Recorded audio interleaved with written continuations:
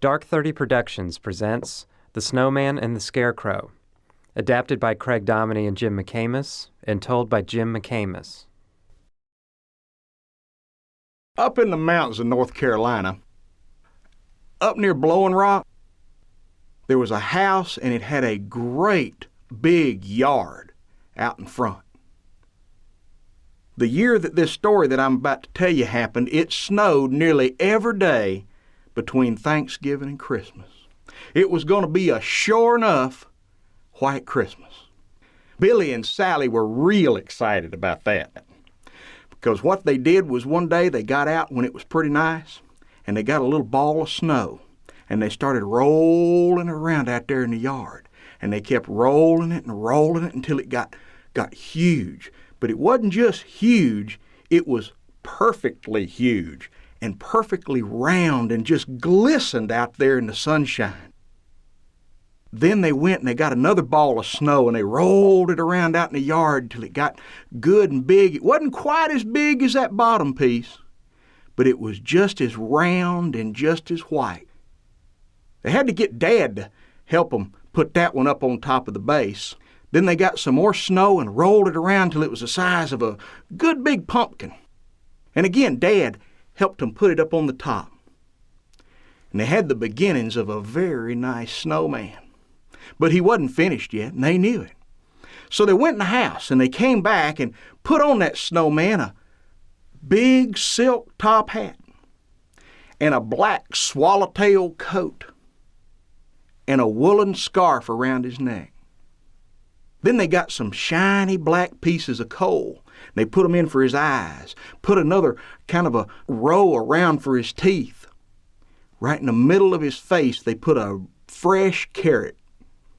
And there he was, beautiful snowman. But Dad thought he needed one more thing.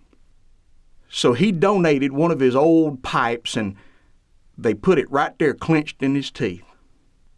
And in front of the house stood the most glorious snowman ever. Now, around the back of the house in the kitchen garden was a scarecrow. Now, he had been a good scarecrow, scaring crows all through the spring and summer and into the fall. But that time out in the weather was beginning to show on him.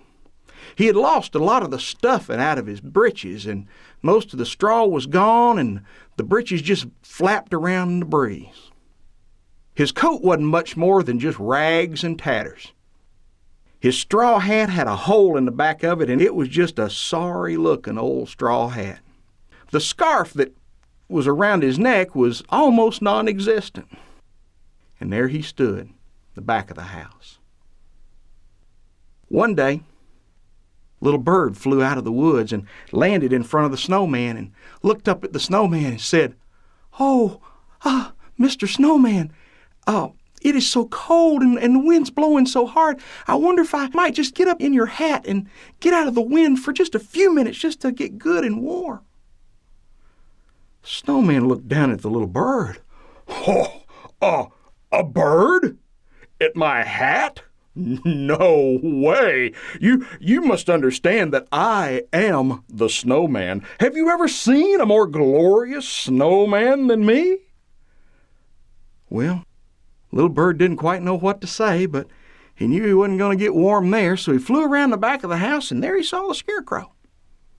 So the little bird asked the scarecrow the same thing, and the scarecrow smiled and looked down at him and said, Why, little buddy, said, I'll tell you what, I'd love to have you along here with me here at Christmas time. Why don't you just fly up here, and there's a hole in the back of my hat here, and you can just make you a little nest up in there and just get good and warm, and we'll just spend Christmas here together.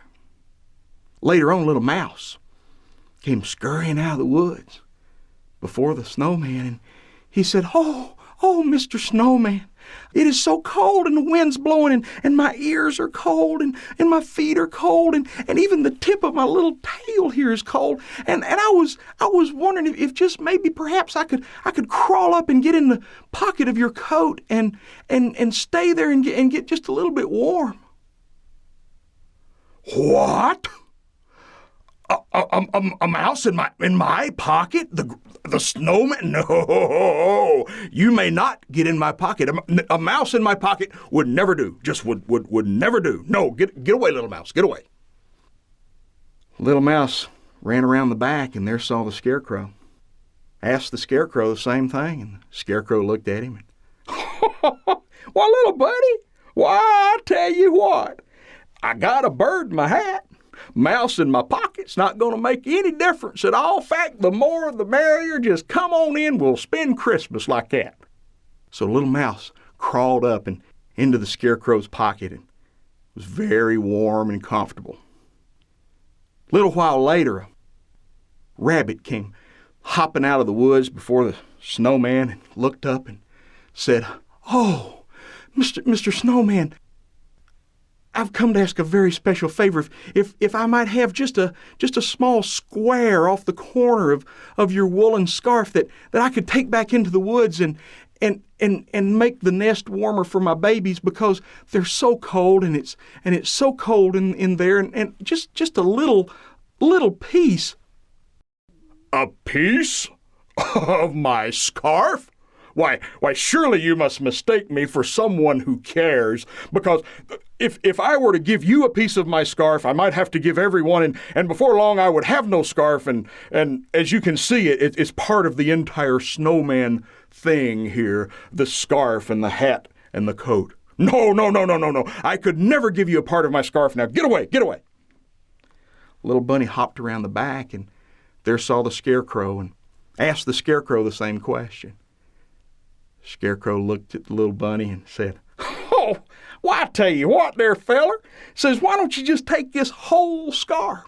Not really much of it left, can hardly even call it a scarf, but you're welcome to the whole thing. Take back there and just get them babies warm." And thus they spent Christmas. The front of the house was the snowman in all of his glory, and in the back of the house the Scarecrow, with the bird in the hat, the mouse in his pocket, and the knowledge that the little bunnies were warm in the woods with his scarf. A little while after Christmas, a warm spell set in, and the sun came up bright and shining over the mountains one morning, and it hit the snowman first, and he stood there thinking, "Oh, of course I should be the first one warmed, because I am the snowman. And the sun feels so good shining on me. Oh, this is so..." Wait.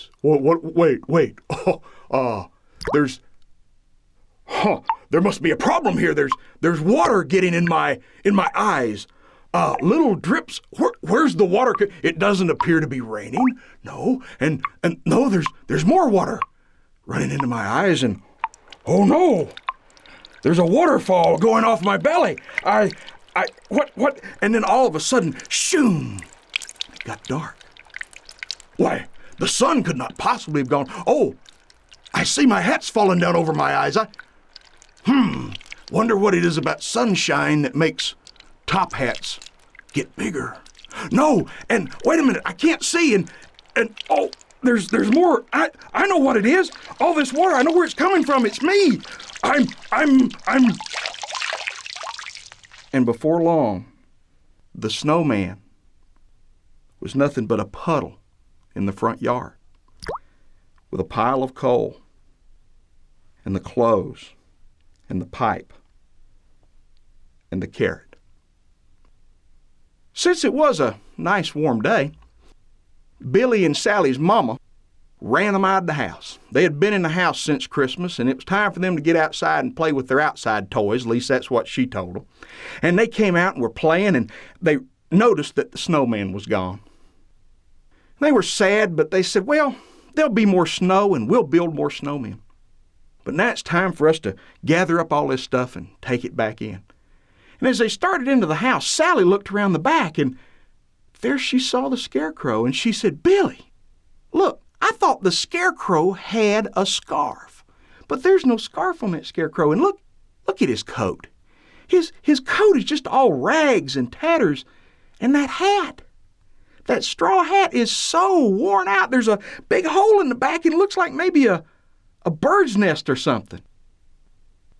And then they both had the same idea at the same instant. They looked at each other and smiled and headed towards the Scarecrow. They got to the Scarecrow and they took off the old tattered coat. They took the straw hat off of his head. And they took the fine silk top hat and put it on the Scarecrow.